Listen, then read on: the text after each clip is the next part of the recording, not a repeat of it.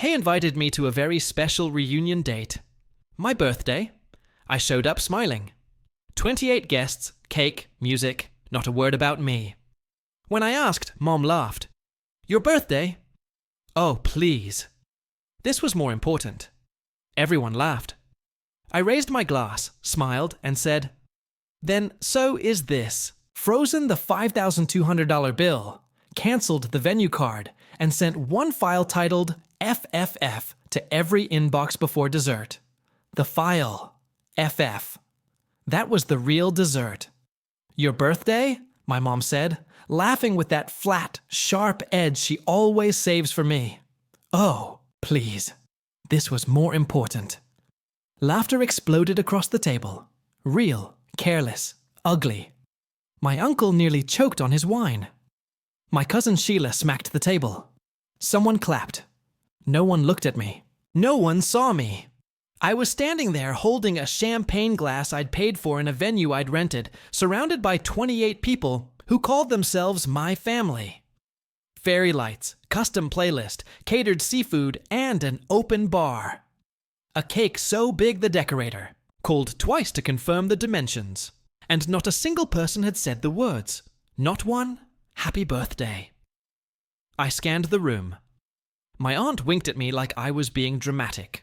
My cousin Alan raised his glass. The togetherness, he shouted. They cheered again. My sister Claire was live streaming on Instagram, panning over the table like she was proud of the decoration she hadn't paid for. Caption: best night ever with my real ones. I wasn't tagged when I asked quietly just once. Dad didn't even flinch. This reunion was hard to plan. Okay, he said, don't make it about you. And Mom from across the room barked, honestly, grow up. That was the moment. That exact one. When something inside me stopped apologizing, I smiled, lifted my glass, tapped my phone. To family, I said, and if this is more important than me, then so is this. The screen behind them, still connected to the slideshow Claire had been looping, flickered, then froze, then changed because I'd already scheduled the file. The file named FFF, one copy, every inbox, every phone, every name that had RSVPD. I canceled the venue's payment mid-toast, froze the Stelware's charge from the business card. They didn't know I controlled the cake unpaid. The DJ gone before dessert. But the file that was the real dessert. Not because I wanted revenge, but because I needed closure. Something they were never going to offer me willingly. I used to think love was measured in what you give. I gave them everything. My first real job, I bought Dad a new phone because his was crack beyond use. No thank you.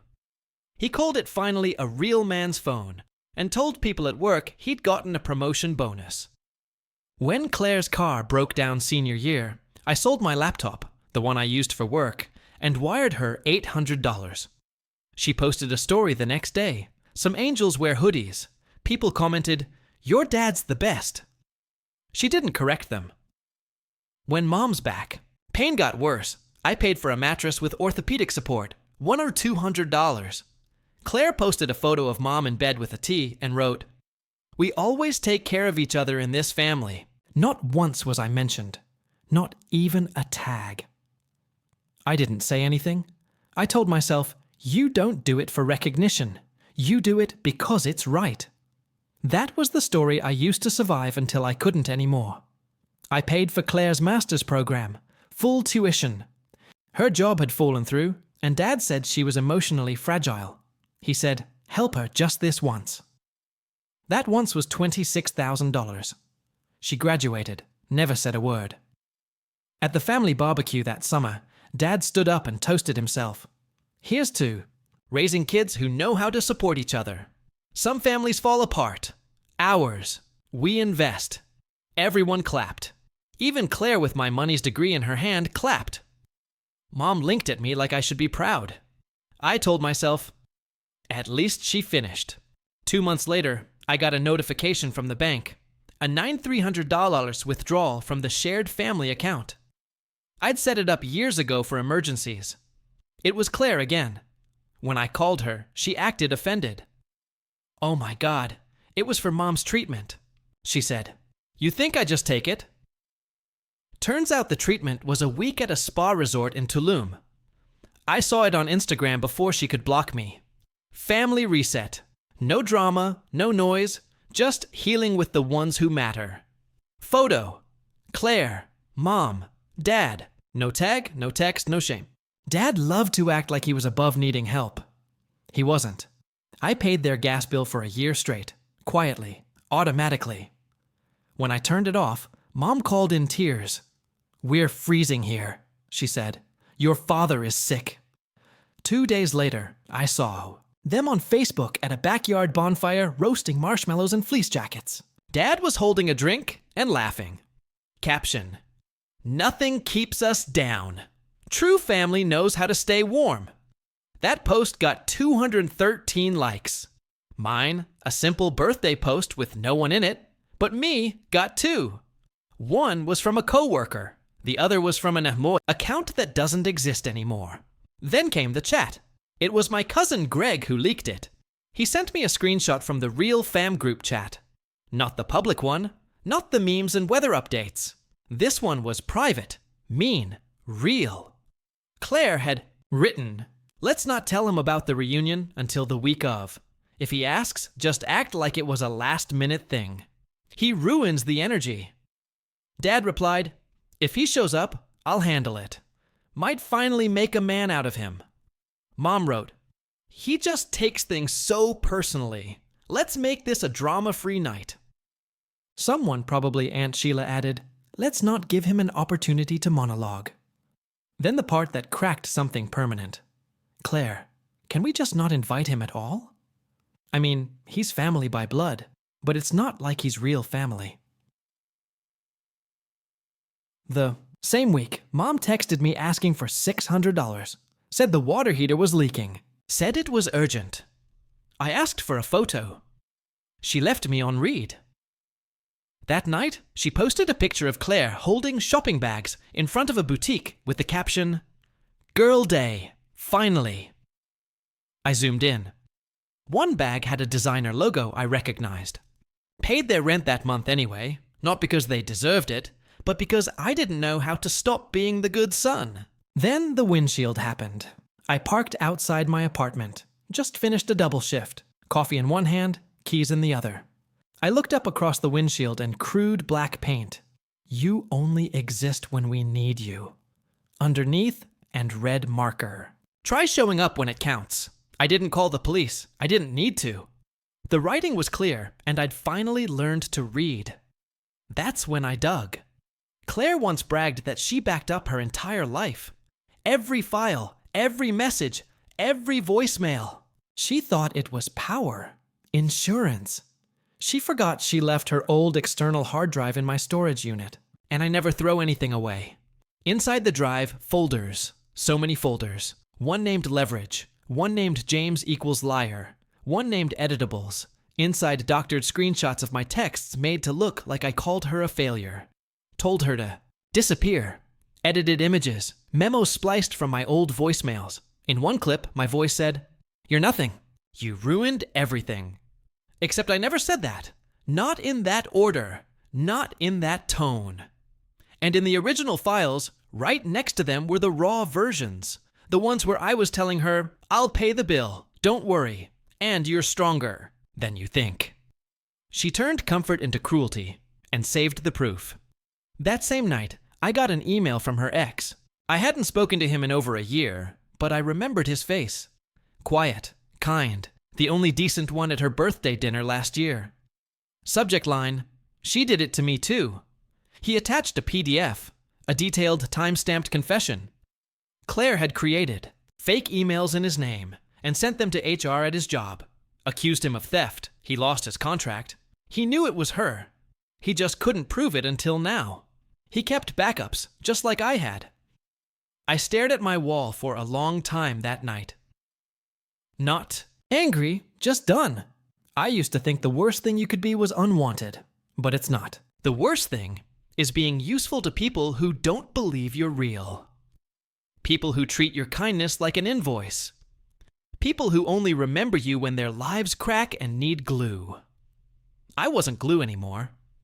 when the very special reunion email landed in my inbox, the one with the date, the location, the dress code, the fake enthusiasm, I said yes. I RSVP'd first. They thought I was coming to smile and serve. They didn't know I'd already uploaded the file. The one named FFF, fake family, folder, screenshots, audio, payments, logs, messages. The cake was theirs. But dessert? Dessert was mine. The venue smelled like fake roses and burn appetizers. It was the kind of place they book for retirement. Dinners or cheap weddings. Not because it was nice, but because it looked good in Instagram posts. I rented it 3 weeks in advance. I paid for everything. I even ordered a custom cake. 2 tiers, white velvet, gold trim. It said together always. Not a single person noticed the irony. Claire was already tipsy when I arrived. Her laugh was loud. Fake loud. She was wearing that red dress she bought with rent money last year. The one I'd Venmo'd her on a Sunday at 11 p.m. with no explanation. Mom was arranging flower vases. Dad was near the bar talking to someone who looked like a tax attorney with a drinking problem. My aunt was filming everything for her family vlog. No one greeted me. I walked in with a smile. I always smile. It's how I survive them. There were 28 guests. Every one of them had received a file the day before. They just didn't know it yet. It was sitting in their inbox, silent, named FIF, PDF. Some had opened it, some hadn't. It didn't matter. They would see it tonight. Dinner started with Claire giving a toast to being surrounded by the people who truly matter, she said, swaying. A little. Not everyone makes the cut, you know. People laughed. Glasses clinked. She looked right at me. I lifted mine too. Quiet, polite. Dad stood next. His voice carried like it always did. Loud, forced, full of showman's pride. Tonight isn't just about reconnecting. It's about reminding ourselves who our foundation is, our blood, our strength. Someone clapped. I think it was Mom, he added without looking at me. Not everyone shows up when it counts. I smiled wider and stood. I'd like to say a few words, I began, tapping my glass. Silence dropped over the room like a stage curtain. I wasn't going to speak, but since tonight isn't about me, and definitely not about my birthday, I figured I'd just a few things. A few chuckles, nervous, then stillness. I pulled out my phone. 1 tap, I said. That's all it took. The lights dimmed. The projector behind me, which had been playing family photos Claire curated, flickered. I had replaced the slideshow an hour before the party. The first image came up, a screenshot of a group chat, Claire's name in blue. Let's just not invite him. He makes everything weird anyway. Mom's reply. Agreed. He takes everything personal. This is about love, not guilt. Dad, if he asks, we say, it was a surprise. Then maybe he'll pay for it again. Laughter echoed through the room, but not this time. I turned to face them. These were from your phones, I said. Claire, your old drive or the one with your receipts. You should have encrypted it. She gasped. People looked around. No one moved. The next slide, an audio clip. Her voice stitched together badly. I always hated you. You're nothing. You ruined my life. Then the original clip side by side. My voice. Don't worry, I'll cover it. You're stronger than you think. Same date, same file. Wildly different. She edited them. I said she made fake messages, fake audio. She sent them to people, HR departments, family, even to a guy she wanted to break up with so she could ruin him first. A beat. Then her ex stood up. Yeah, I invited him. Jake. He stepped forward, opened a black folder, and said calmly, she did the same to me. I didn't ask him to come out of spite. I asked him because sometimes the only way to stop a pattern is to show it exists. I lost my contract, almost lost my apartment. She told me if I ever left, she'd make sure I regretted being born. Her words, I kept the texts. He placed printed screenshots on the table. Claire screamed. Dad lunged out of his seat. What is this? You think this proves something? You think you're above us because you have what screenshots? No, I said, meeting his eyes. I think I'm above this because I stopped lying to myself. I clicked again. The screen now showed a PDF titled Financial Summary Past 3 Years. It wasn't about payback. I just needed someone, anyone, to finally see how much I gave without ever being asked if I had enough for myself. Every dollar I'd sent, every rent check, every tuition payment, grocery delivery, gas bills, co-sign loans, even the venue payment for this reunion, I added calmly. This night cost $5,137. I froze the transaction 20 minutes ago. The bar's closed. The kitchen stopped serving at 8. Cake's still here. I didn't cancel dessert. Murmurs erupted. Some guests stood. Others whispered. A few left. Claire shouted, "He's not thinking clearly. This whole thing feels like an attack, not a conversation." Jake replied, "Or maybe you're just afraid of being seen." Then Mom spoke quietly from behind a napkin. "You could have just talked to us." I looked at her like I didn't recognize her voice. "You mean like when I asked about the family trip I wasn't invited to?" Nothing. "Or when you used my credit card to buy Claire's graduation ring?" Silence. "Or when you told people I was emotionally manipulative because I asked for a thank you?" Her lips parted. No words. I exhaled. This is what I've learned. I said to the whole room, "You don't have to scream to hurt someone. Sometimes silence is enough. Sometimes laughter is worse." I looked at Claire. "You laughed when I walked into my own birthday, and nobody said the word." I looked at Dad. "You clinked glasses and called me a shadow." I looked at Mom and you. "You said nothing every time." I stepped down from the screen, straightened. My jacket looked at the crowd smaller now, ashen-faced, quiet. I'm not angry anymore. I'm done. And just before walking out, I said, "Enjoy the cake. That's the only thing I didn't cancel." They thought it was a meltdown, an emotional tantrum. They thought I'd vanish into the night, humiliated, bitter, and eventually come crawling back with another rent payment, another apology, another silence. What they didn't realize was that night wasn't an explosion. It was a launch sequence. The next morning, I made coffee in a kitchen that no one else had the key to. Then I opened my laptop and got to work. First, I changed every password, email, bank, utilities, even the Netflix they want nobody still used under my profile. Then, I logged into the joint emergency fund account, the one I'd created years ago, because family means helping each other. Funny how I was the only one ever doing the helping. 3 taps later, automatic rent payments canceled. Health insurance. Plan for Mom terminated. Scheduled grocery transfers gone. When the app asked for a cancellation reason, I typed, "Financial abuse, fraud suspected." I didn't smile.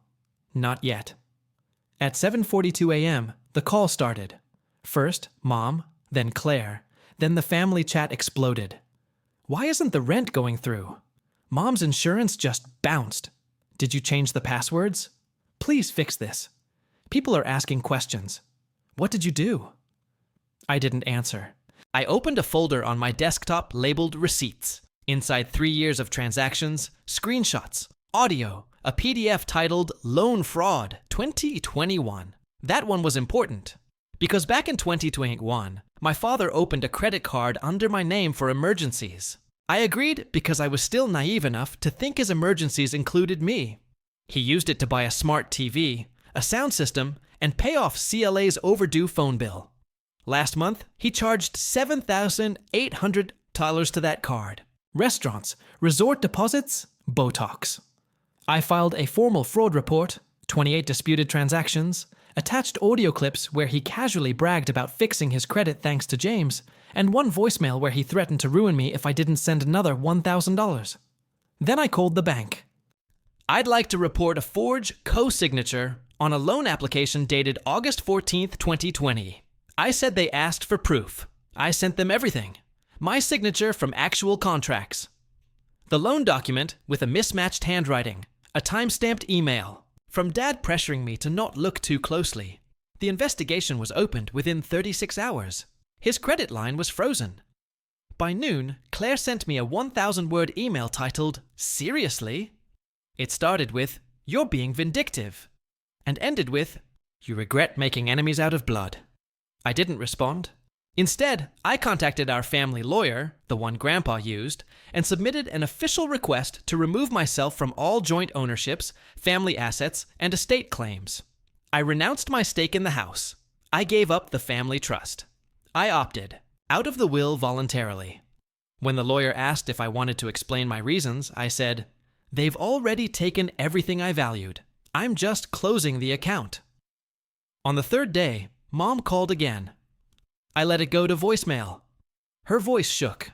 "James, your father got a letter from the fraud division. He says it's a misunderstanding. We just need you to talk to them. Fix this. You know how this looks?" Then softer. "Are you happy now?" That line. The same one she used when I was 8 and told the teacher about Dad's drinking.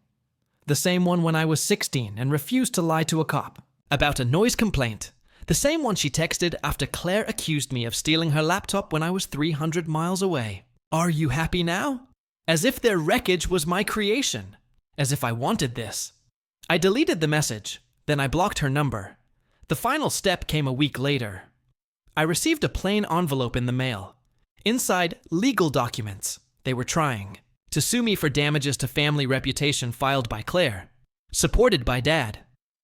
I laughed, not because it was funny, but because it was desperate. They were still trying to drag me down while standing in a pit I built with their receipts. So, I drafted one final response. I am not part of this family. Not emotionally, not financially, not legally.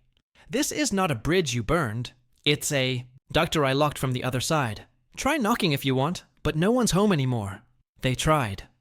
After the dust settled and the payments froze, after the lawyer stopped calling and the files were real enough to scare them, they tried. Dad sent a voicemail with 3 words. "Let's talk privately." I deleted it. Mom left a handwritten letter in my mailbox. "You'll always be my son." I tore it up and let it go. Claire. Claire paid back every dollar. All of it. Quietly through my lawyer. No apology, no explanation. Just a line in the memo. Debt clearance. No contact. Perfect. I didn't make a speech. I didn't go live. I didn't donate anything under her name. I took the money. I closed the account. I moved on. No. New city, new office, new number. The contact. Card for every old number. No access. Sometimes people ask if I miss them. I don't. I miss who I pretended they were, but I don't miss lies. And I don't miss debt. They thought I was a son. I was just credit. And now I'm paid in.